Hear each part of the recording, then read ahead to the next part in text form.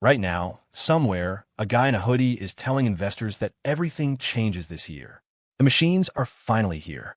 This is the moment. Here's the thing he won't tell you. We've heard this exact speech before. Not once. Twice. Back in the 1950s and 60s, the smartest people alive swore human-level machines were coming within a generation. They meant it. They had funding, headlines, the whole thing. And the name? Artificial intelligence wasn't coined last year. It was 1956, a small workshop at Dartmouth. Do the math. This field is roughly 70 years old. So what happened to all those promises? They broke. Every time the hype outran the results, the money vanished overnight. Researchers called them AI winters. Funding froze. Careers ended. It collapsed in the 70s. It collapsed again in the late 80s. The revolution you think is brand new has already boomed and frozen solid twice. Which leaves one question. Are we living in boom number 3, or are we standing on thin ice right before the next big freeze? Here's the part that should mess with your head. The fear you feel right now, the one in every headline about machines taking over, it's older than the computer itself. A lot older. Go back to 1909. There's no electricity in most homes. No television. No machine on Earth can add 2 numbers on its own.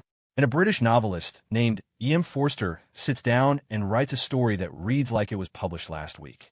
It's called The Machine Stops, and the world he imagines is brutal.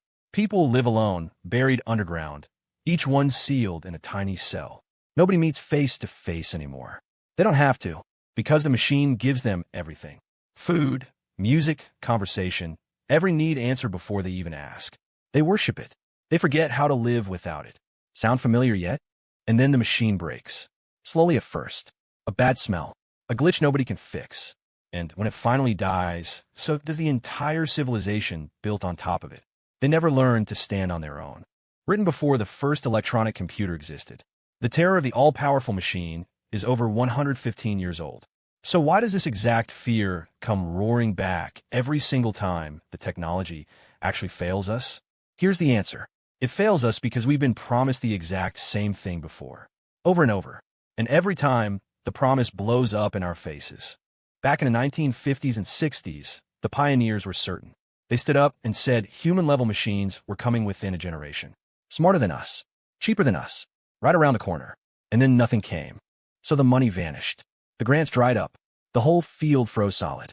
They called it an AI winter, and it hit hard in the 1970s. Then it happened again in the late 1980s. Same hype, same crash. And get this, the technique powering everything right now, deep learning, was written off as a dead end for decades. A joke, a career killer, until it suddenly worked around 2012 and changed the entire game. Now, look at where we actually are.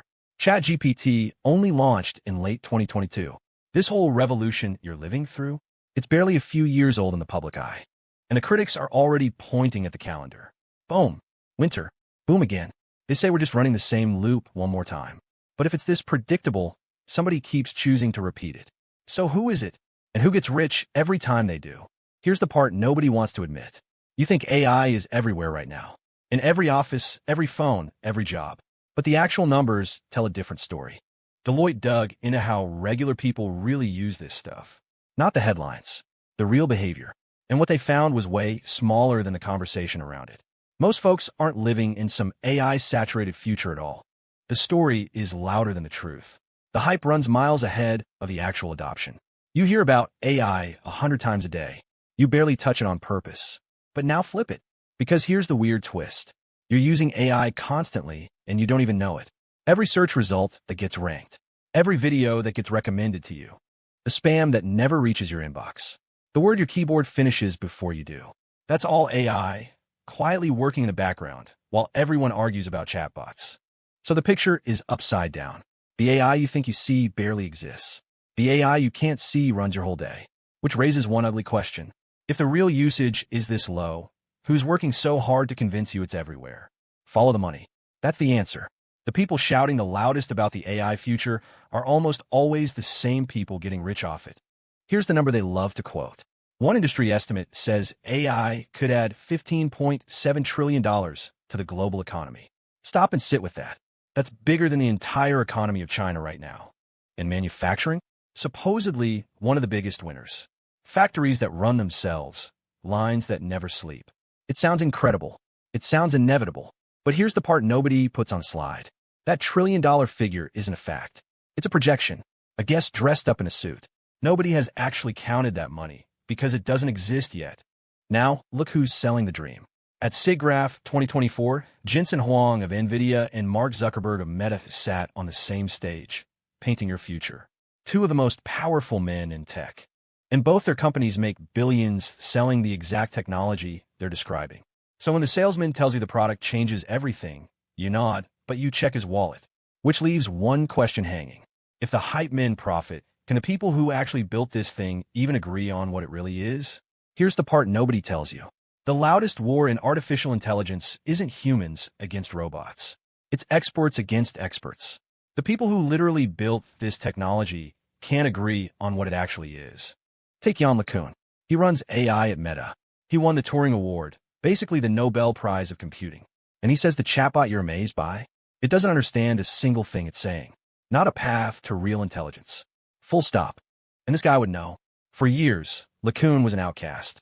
Neural networks, his whole life's work, got dismissed as a dead end. People laughed. Then that exact approach became the engine of the entire modern boom. The man who was wrong for a decade was right all along. Then there's Timnit Gebru.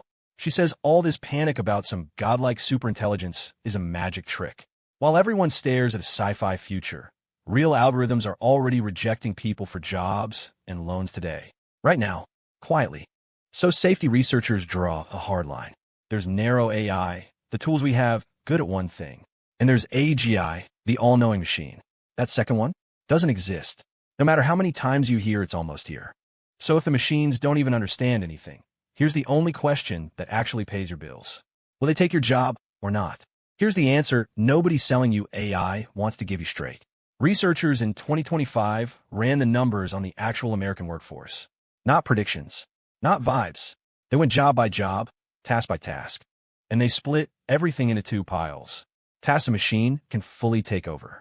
And tasks where it can only help you go faster. Turns out that second pile, it's huge. The word the study keeps using is augmentation, not automation. Augmentation means the tool sits next to you and speeds you up. It doesn't take your chair. And get this, a ton of jobs that look easy to automate on paper just won't budge. Because they need something a model can't fake. Trust. Accountability. Someone a human can actually look in the eye when things go wrong. A chatbot can't sign off on your mortgage and own the consequences. A person has to. So the headline that says AI replaces everyone, it's wildly oversold. What's really happening is quieter, and it's already started. But that raises the only question that matters now. If most of us get augmented, not erased, what decides which side of that line you land on? What decides it? You do. And I mean that literally. Back in 1909, E.M. Forster imagined a world where people lived underground, totally dependent on a machine that did everything for them. Then the machine broke. And so did they. That story wasn't about robots. It was about what happens when you stop thinking for yourself. The future with AI isn't a destiny being handed to you. It's a fight, a set of choices getting made right now in boardrooms and in your own habits. And here's the part nobody on the hype train will tell you. The people who get left behind won't be the ones who feared AI. They'll be the ones who couldn't tell the difference between what it actually does and what it was sold to do. So which one are you? Tell me in the comments.